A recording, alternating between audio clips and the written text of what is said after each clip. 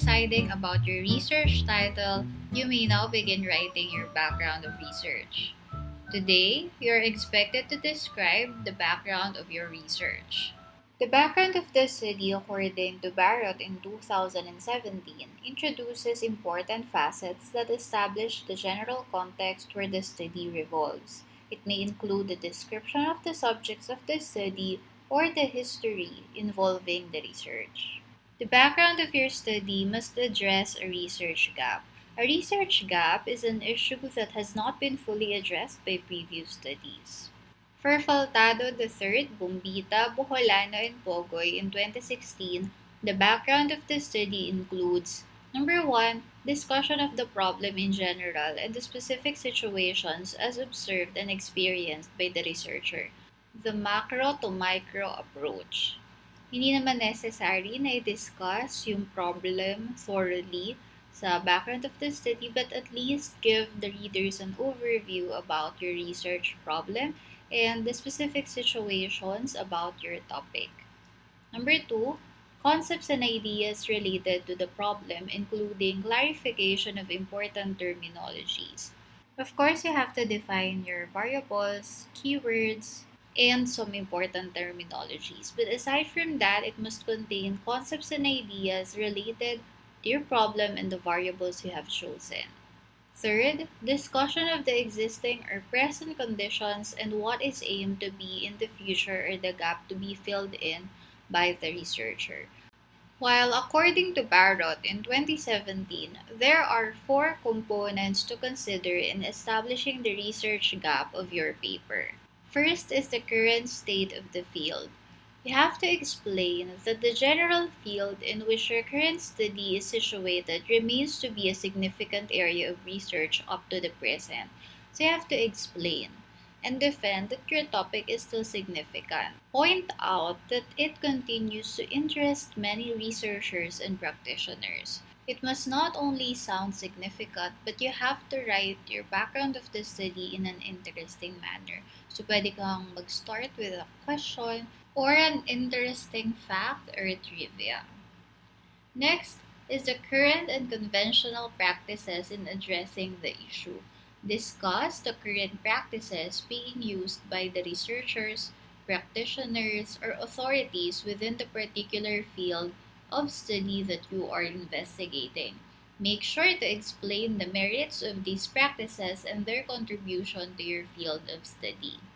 You may also include in your paper the ways or practices that other researchers or practitioners did when they were writing about your topic, and how these practices contributed to your field of study. Third is the research gap. You have to explain that there are other aspects under the topic which may not have been addressed by current practices and conventions in your field of study, and or these practices fail to provide conclusive findings in investigating your chosen topic. What's good with research is that you will always be able to identify a research gap. There are areas or topics or themes, concepts that are underexplored. So you have to look for that. And also look for findings that were not supported enough by the researchers who conducted the study. Lastly, the contribution of the present study in addressing the research gap. Here you have to discuss how your own study will fill in the research gap you have identified.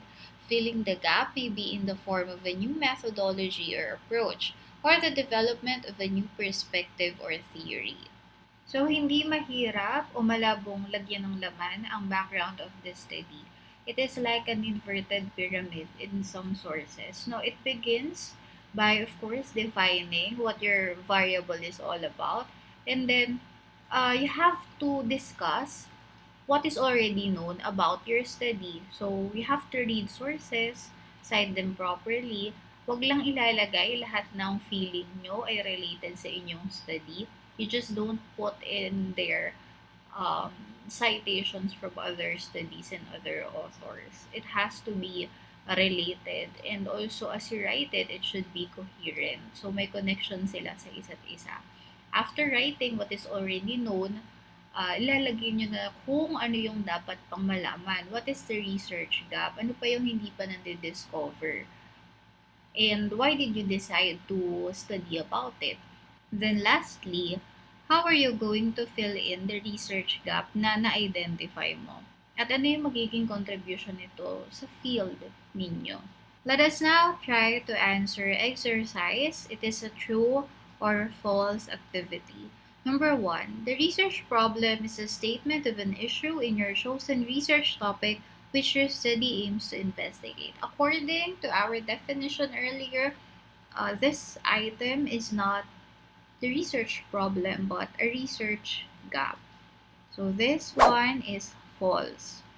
Next, in establishing the research gap, you are able to explain the issues in your field of study which has yet to be looked into or addressed. This is true.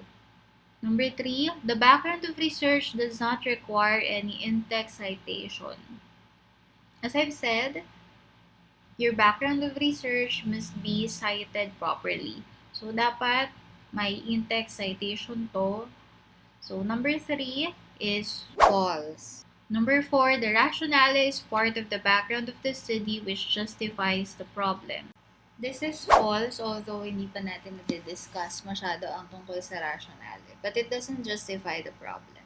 Lastly, the background of the study refers to the history of the subject. This item is true.